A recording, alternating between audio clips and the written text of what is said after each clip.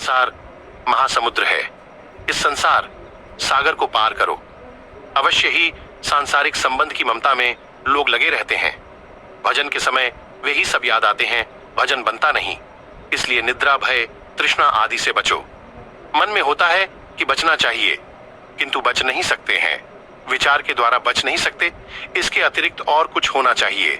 पहले श्रवण ज्ञान, फिर मनन ज्ञान, निदिध्यासन ज्ञान और अनुभव ज्ञान।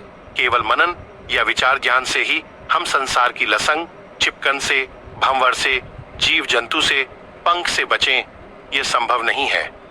विचार से बुद्धि में कुछ स्वच्छता आती है, किंतु फिर उसमें मैल जमती है। इसके लिए सूक्ष्म मार्ग का अवलंब करने के लिए कहा। यही सूक्ष्म मार्ग है।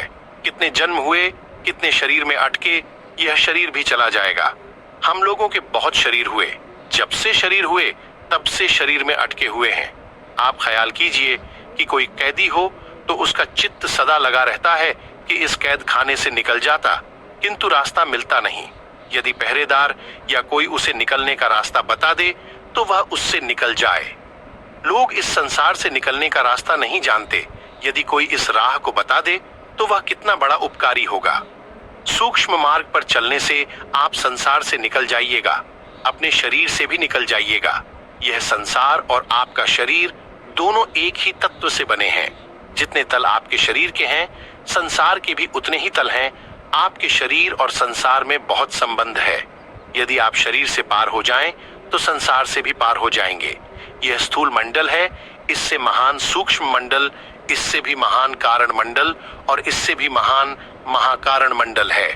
ये 4 दर्जे ब्रह्मांड के हैं। आपके शरीर में 4 दर्जे हैं।